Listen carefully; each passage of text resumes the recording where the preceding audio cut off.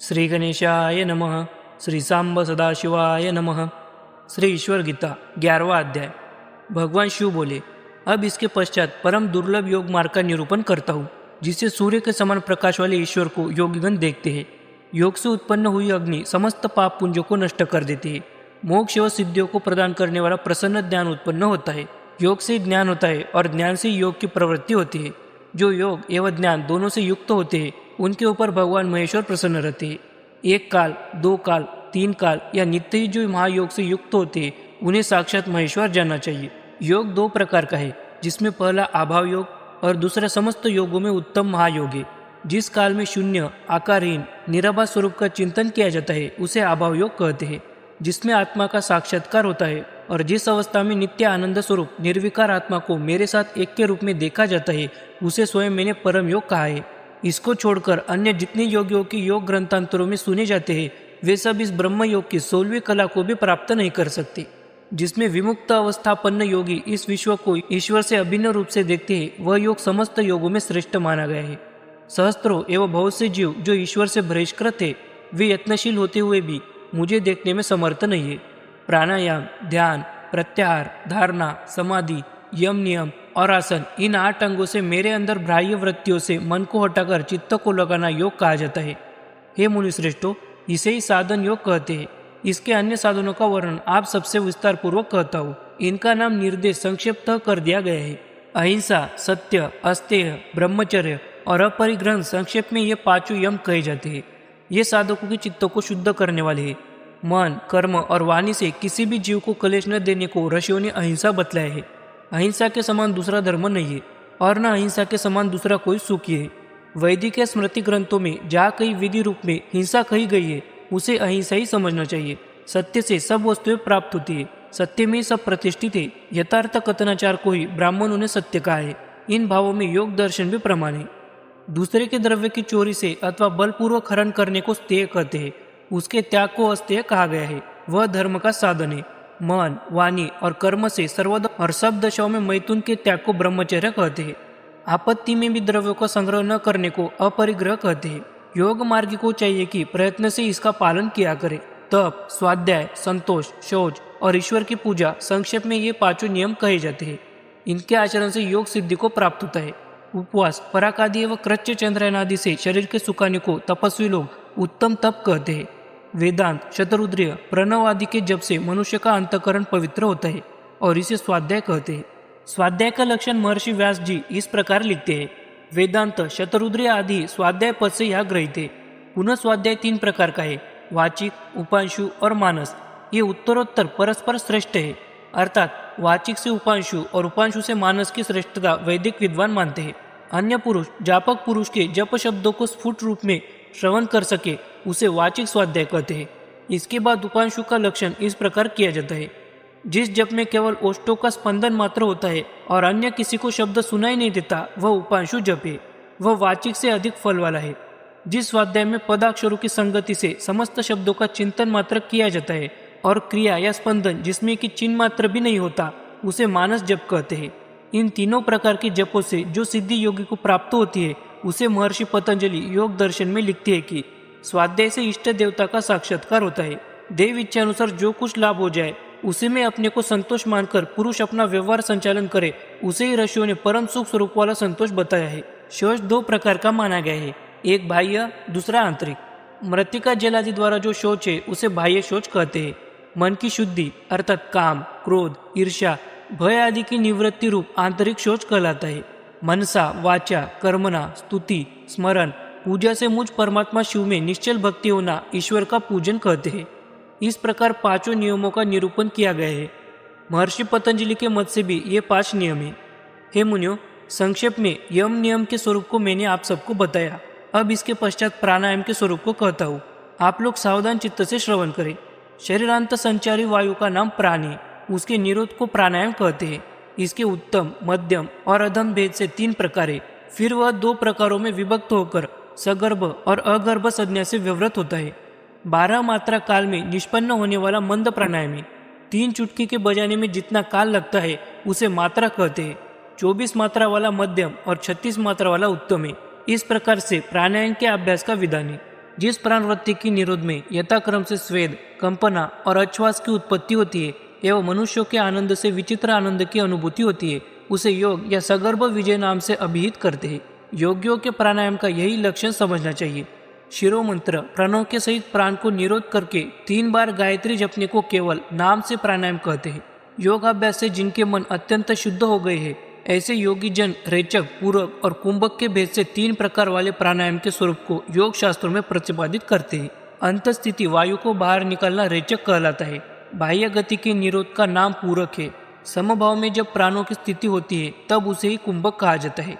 श्वास प्रश्वास का न होना ही प्राणायाम की सिद्धि का लक्षण है।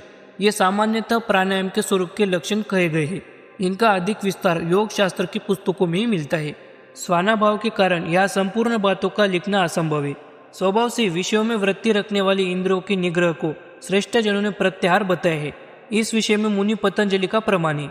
हृदय कमल में, नाभि प्रदेश में, मूर्धा स्थान में, त्रिकुटी में या मस्तक में अथवा चित्त की स्थिति योग किसी भी स्थान में चित्त के लगाने का नाम धारणा है। किसी देश विशेष में चित्त की वृत्ति में प्रवाह को अन्य विषयों में हटाकर एकाकार करना कहलाता है। इस प्रकार जब चित्त की स्थिति निर्दोष स्वरूपात्मक होकर एकाकार हो जाती है, उसे देश विशेष का अवलंबन छूट जाता है। अर्थ मात्र का केवल ज्ञान रहता है, उसे समाधि कहते हैं। समाधि का लक्षण तथा सूत्रार्थ में एक ही है। 12 याम देश विशेष में स्थिरता पूर्वक चित्त को लगाने से धारणा की सिद्धि होती है। इस प्रकार 12 धारणा करने से ध्यान की सिद्धि होती है। इसी प्रकार 12 ध्यान करने से समाधि की सिद्धि होती है। योग अभ्यास के उपयोगी 8वें अंग आसन के स्वरूप को बतलाते हैं। स्वस्तिक आसन, पद्मासन और ऊर्ध्वासन ये 3 मुख्य है। जितने योग के साधन कहे गए हैं उनमें आसन का अभ्यास मुख्य है। यद्यपि अनेक प्रकार के आसन योग शास्त्र में माने जाते हैं, तथापि पूर्वोक्त 3 आसन ही अभ्यास में विशेषतः उपयोगी है। हे ब्राह्मणों, उस प्रदेश के ऊपर दोनों पांवों के तलवों को चढ़ाकर जो आसन लगाया जाता है उसे पद्मासन कहते हैं। जब दोनों तालुओं को उस भाग के नीचे रखकर आसीन हुआ जाता है तब उसे स्वस्तिकासन कहते हैं। हे ब्राह्मणों में श्रेष्ठ मुनिगण, जब एक पांव अपनी छाती में अड़ाकर बैठा जाता है तब उसे ऊर्ध्वासन कहते हैं। यह योग साधन अति उत्तम माना जाता है। कुत्सित देश और कला में योग का अभ्यास नहीं किया जाता है, जैसे अग्नि के समीप, जल में, जहाँ पर सूखे हुए पत्तों का ढेर हो, जहाँ बहुत से जीवों का समुदाय हो, श्मशान में, टूटी हुई गौशाला में, चौराहे पर जहाँ पर बहुत शब्द होता हो, भययुक्त स्थान में जहाँ दीपम का बहुमूल्य हो, अशुभ स्थान में, दुर्जनों से पूर्ण स्थान में, मक्खी मच्छर जहाँ पर अधिक हो, देह बाधा होने पर, मन में किसी प्रकार का विकार होने पर, नास्तिकों के वंदनीय स्थलों पर भी योग अभ्यास का आचरण नहीं करना चाहिए। इस विषय में श्रुति भी कहती है, समान पवित्र वालु का अग्नि आदि से रहित, शब्द जलाशय आदि से मन के अनुकूल देश, चक्षु को पीड़ा पहुंचाने वाले मक्खी मच्छर आदि से रहित गुहा निर्वास स्थान में योग अभ्यास करना चाहिए। सुरक्षित सुंदर देश में तथा पर्वत की गुहा में, नदी के तट पर, पुण्य क्षेत्र एवं देव मंदिर में, रमणीय घर बनाकर निर्जन प्रदेश में, जंतुओं से रहित स्थान में सत्परायण होकर योग में संलग्न होना चाहिए। सर्वप्रथम योगी राजों को तथा उनके सिद्ध शिष्यों को, विनायक को एवं श्री गुरु और मुझको नमस्कार करके समाहित चित्तवृत्ति से योग अभ्यास करना चाहिए। स्वस्तिक, पद्मासन अथवा ऊर्ध्वासन को बांधकर किंचित नेत्रों को बंद करके और दृष्टि को नासिका के अग्रभाग पर लगावे। पूर्वोक्त श्लोकों में कहे हुए अर्थों के अनुसार समस्त सामग्री एकत्र करके निर्भय, शांत और मायामय जगत को छोड़कर आत्मा में स्थित परमात्मा को चिंतन द्वारा साक्षात करे। शिकाग्र भाग में 12 अंगुल परिमाण मस्तक में कमल की कल्पना करे, जिसकी कल्पना का चिंतन इस प्रकार से करे, धर्मरूप मूल से वह कमल ज्ञान रूपी नाल से निकलता हुआ सुशोभित हो रहा है। अष्ट ऐश्वर्य अर्थात 8 पत्ते उसमें लगे हुए हैं। वैराग्य उसके मध्य भाग है। उस कनिका में परम कोश स्वरूप हिरण्यमय, सर्वशक्तिमय, जिसे साक्षात अव्यय दिव्य कहते हैं, जो ओंकार का अर्थ अव्यक्त और नाना प्रकार की रेशमी ज्वाला से व्याप्त हो रहा है, उसका चिंतन करे। उस विमल नाना प्रकार की किरणों से विभूषित पद्म ज्योति का, जो अविनाशी है, चिंतन करे और उस ज्योति में अपने आत्मा को अभेद रूप में विन्यास करे। इसके पश्चात कोश के मध्य में स्थित परम कारण ईश को ध्यान योग से देखे। उसे तदात्म भाव से देखता हुआ अन्य किसी भी वस्तु का चिंतन न करे। अब इसके बाद ध्यान के पश्चात में आप सबको गुह्यतम ज्ञान सुनाता हूँ। पूर्वोक्त प्रकार से कहे हुए भाव को अपने मन में चिंतन करने के पश्चात हृदय पद्म का चिंतन आरंभ करे। उसका क्रम इस प्रकार है, अपने आत्मा को बहुत बड़ा और सदन बन के स्वरूप में चिंतन करे। उसके मध्य में अग्नि के समान कांति वाले अग्नि की शिखा की तरह 25वें तत्व पुरुष का चिंतन करे। उसके मध्य में जो परम आकाश है, वह ओंकार से बोधित परमात्मा स्वरूप सनातन तत्व शिव कहा जाता है। प्रकृति के साथ लीन भाव को प्राप्त की तरह अनुत्तम परम ज्योति स्वरूप अव्यक्त के मध्य में आत्मधार निरंजन स्वरूप परम तत्वों को तन्मय होकर प्रणव के द्वारा जबकि समस्त तत्वों को शुद्ध कर नित्य एक रूप परमेश्वर का ध्यान करे, अथवा निर्मल परम पद में अपनी आत्मा को स्थापित करते हुए अपने देह को अज्ञान रूपी जल से पवित्र कर मुझ में अपने स्वरूप की एकता भावना करता हुआ मुझ में मन को लगावे, तथा अग्निहोत्र की भस्म को अग्नि या सूर्य के वैदिक मंत्रों से अभिमंत्रित करके समस्त शरीर में लगावे। इसके पश्चात परम ज्योति स्वरूप ईशान श्री महेश्वर देव का चिंतन करे। इसे पाशुपत योग कहते हैं। इससे पशुओं का पाश छूट जाता है, अर्थात जीव शिव रूप हो जाता है। यह जो रहस्य आप सबके प्रति कहा गया है वह समस्त वेदांत का सार है। इसे श्रुति में अध्याश्रम पद से व्यवहार किया गया है। यह परम गुह्य रहस्य मेरे सायुज्य को प्रदान करने वाला है। जो मेरे भक्त ब्रह्मचर्य व्रत में निष्ठ द्विजाति कुलोत्पन्न है उनके लिए यह मैंने सुनाया है। ब्रह्मचर्य, अहिंसा, क्षमा, शौच, तप, दम, संतोष, सत्य और आस्तिक्य ये व्रत के अंग विशेषतः अनुष्ठान के योग्य है। इनमें से एक के भी न रहने पर व्रत की पूर्ति नहीं होती है। इसलिए आत्मगुण से युक्त साधक को चाहिए कि व्रत को पूर्ण रूप से पूरा करने के लिए इनका पूर्णतया पालन करे। राग, द्वेष और भय से रहित होकर मेरे भाव में लीन मेरे ही आश्रित में रहने वाले बहुत से महानुभाव इस पूर्वोक्त योग का अनुष्ठान करके पवित्र होकर मेरे सायुज्य को प्राप्त हो गए हैं। जो जिस प्रकार मुझे बचता है उसे मैं भी उसी प्रकार बचता हूँ।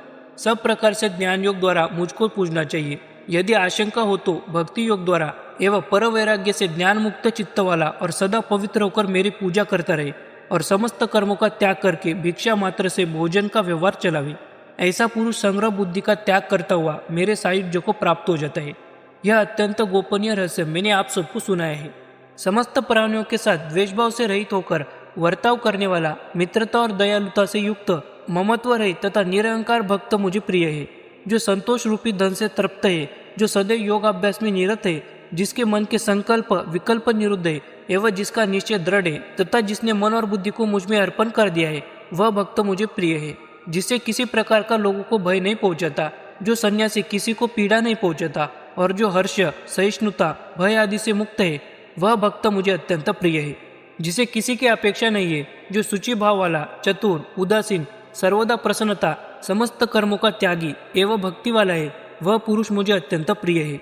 निंदा स्तुति जिसे वारावर है एवं जो वाणी का नियमन वाला है, जो कुछ शरीर निर्वार्थ समय पर उपस्थित हो जाए उसी में प्रसन्न रहने वाला, किसी नियत स्थान पर बहुत काल तक निवास न करने वाला, स्थिर मति जो मेरा भक्त है वह मुझे बहुत प्रिय है और वह मुझे प्राप्त करता है। वह भी जो मुझ में तत्पर होकर सर्वदा लोक संग्रह की बुद्धि से कर्मों में लगा रहता है, वह भी मेरी प्रसन्नता से शाश्वत पद को प्राप्त होता है।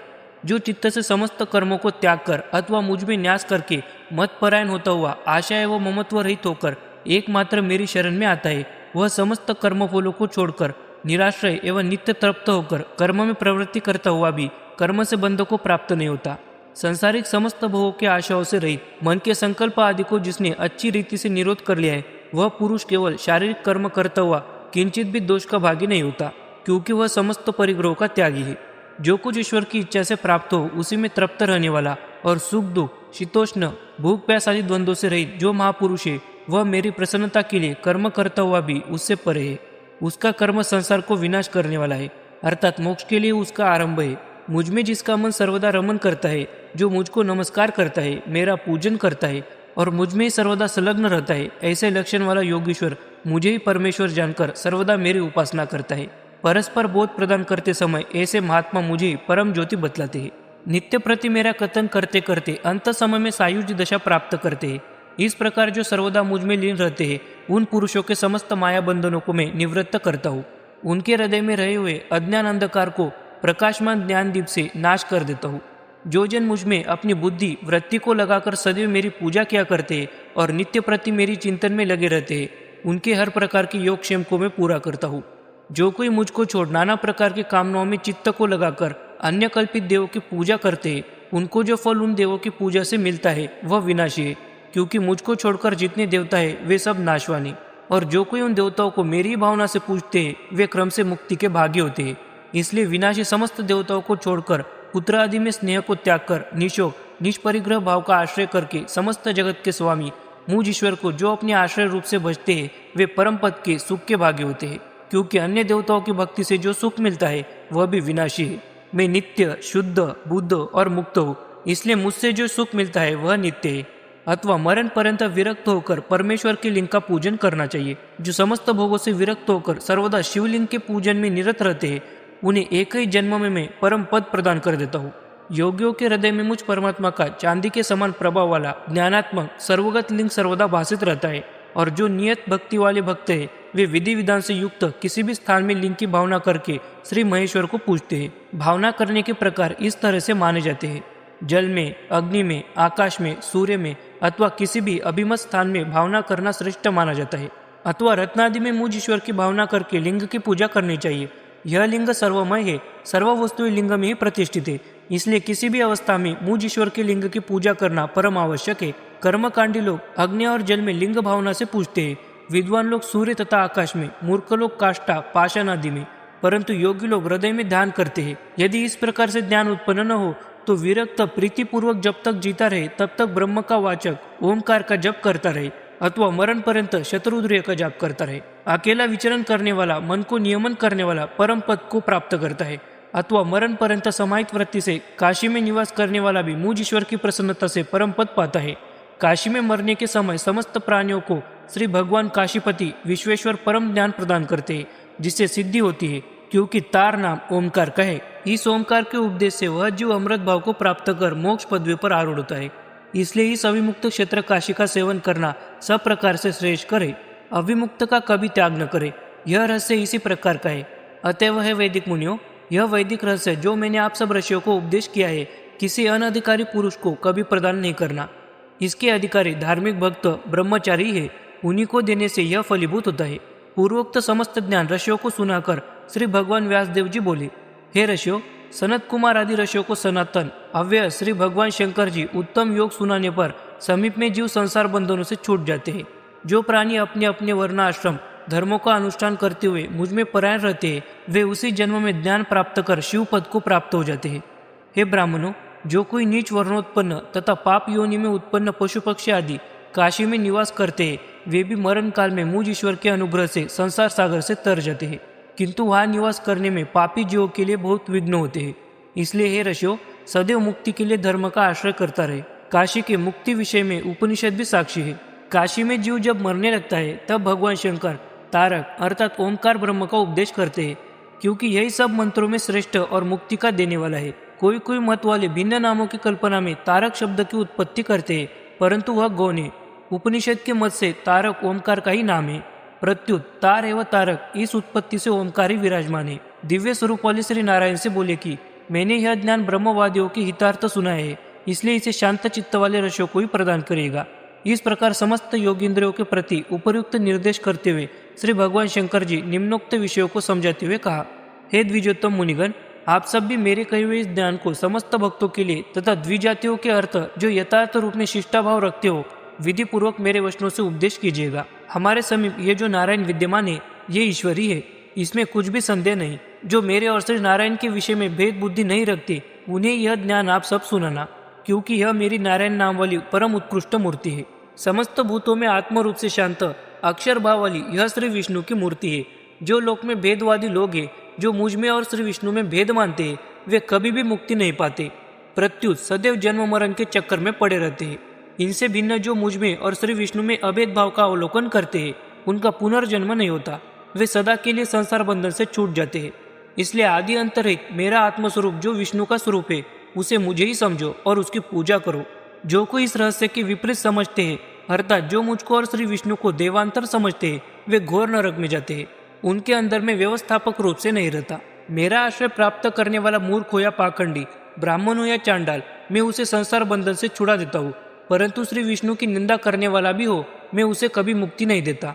इसलिए मेरे भक्तों को चाहिए कि वे महायोगी पुरुषोत्तम श्री विष्णु की मेरी प्रसन्नता के लिए पूजा नमस्कार आदि करते रहे। इसलिए इस नियम का पालन करना सबको परम आवश्यक है।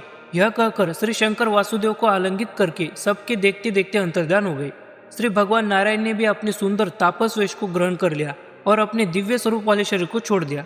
फिर इसके बाद समस्त ऋषियों से बोले, हे मुनियों, आप सबको ईश्वर के प्रसाद से जो विचित्र ज्ञान प्राप्त हुआ है, यह परम लाभ समझना चाहिए, क्योंकि देवादिदेव श्री महेश्वर का ज्ञान समस्त संसार के बंधनों का विनाशक है, अर्थात मुक्तिप्रद है। अतः हे ऋषियों, समस्त संसारिक तपों से रहित होकर भी भगवान कैलाशपति के परम विज्ञान को धार्मिक शिष्यों द्वारा आप संसार में प्रवृत्त करें। यह श्री शंकर जी का विज्ञान शांत भक्त, धार्मिक और अग्निहोत्री विशेषतः ब्राह्मणों के लिए ही आप सब प्रदान करना। इस प्रकार मुनियों को उपदेश देकर विश्वात्मा योगियों में परम योगवेत्ता महायोगेश्वर नारायण स्वयं अदृश्य हो गए। ऋषियों ने भी महेश्वर एवं श्री नारायण को नमस्कार करके अपने 2 स्थानों के लिए प्रस्थान किया। अब इस गीता शास्त्र की परंपरागत संप्रदाय प्रवर्तक महर्षियों का नाम गणना का उल्लेख करते हुए तथा संक्षेप में कर्मयोग का उपदेश देकर इस शास्त्रों को समाप्त करते हैं। पहले यह शास्त्र श्री शंकर जी से प्राप्त कर भगवान सनत कुमार ने संवर्त नामक मुनि को उपदेश दिया। योगींद्र सनंदन ने पुलह महर्षि को सुनाया। पुलह प्रजापति ने गौतम को श्रवण कराया और वेद विद्या के विद्वान अंगिरा ऋषि एवं भरद्वाज को भी श्रवण कराया। भगवान कपिल ने इसे जैगीशेव एवं पंचशेवाचार्य को दिया। श्री व्यास जी कहते हैं कि सनक ऋषि ने हमारे पिता पराशर जी को, जो समस्त विषयों के पूर्ण ज्ञाता है, यह परम ज्ञान मिला और उनसे यह वाल्मीकि ऋषि को प्राप्त हुआ। पुरातन काल में पार्वती और श्री शंकर जी के अंग से अभिभूत महायोगी पिनाक पानी श्री वामदेव रुद्र ने मुझे यह सुनाया। श्री नारायण भगवान देव के पुत्र श्री कृष्ण जी ने इस उत्तम ज्ञान को महाभारत में कर्तव्य मूढ़ हुए अर्जुन को सुनाया। जब से मैंने श्री भगवान रुद्र स्वरूप श्री वामदेव से यह अपूर्व गीता शास्त्र का रहस्य सुना है, तब से विशेष रूप से श्री कैलाशपति भगवान महेश्वर के चरणों में मेरी प्रीति हो गई है और तभी से मैं भक्तों की रक्षा करने वाले श्री गिरीश के सर्वतोभावेन शरण में आया हूँ। इसलिए आप सभी पुत्र पत्नी आदि समस्त वस्तुओं के सहित समस्त जगत के स्वामी, स्थानुवत, निश्चल एवं एक रस देवताओं के भी देव, हाथ में त्रिशूल धारण किए हुए शंभु वृषवाहन वाले शिवजी की शरण में आवे और उनकी प्रसन्नता से समस्त व्यवहारों की निष्पत्ति करे तथा कर्मयोग द्वारा श्री शंकर महादेव गोपति सर्प से भूषित स्वामी की पूजा करे। ऐसा कहने पर फिर से शौनक आदि महर्षियों ने श्री महेश्वर देव को प्रणाम किया और प्रसन्न चित्त से सत्यवती पुत्र भगवान कृष्ण द्वैपायन से बोले कि आप साक्षात भगवान वासुदेव एवं लोकों के स्वामी महेश्वर स्वरूप है। आपकी प्रसाद से भक्तों की शरण श्री शंकर जी में हम लोगों की अचल भक्ति उत्पन्न हुई है, जो देवों के लिए भी दुर्लभ है। इसलिए हे मुनि श्रेष्ठ, कर्मयोग का रहस्य हम लोगों के प्रति आप फिर से सुनाइए। जिस ज्ञान से भगवान यश मुमुक्षुओं द्वारा आराधित है, वह आपके सामने बैठे हुए श्री सूत जी भी आपके वचनों को सुने। वह जिस ज्ञान को कूर्म अवतारधारी श्री विष्णु ने अखिल संसार के जनों के रक्षण और धर्म रक्षा करते समय समुद्र मंथन काल में समस्त मुनियों एवं इंद्र के पूछने पर कहा था। मुनियों के इस प्रश्न को सुनकर श्री भगवान व्यासदेव ने समाहित चित्त से वही कर्मयोग का रहस्य उनको यथाविधि श्रवण करा दिया।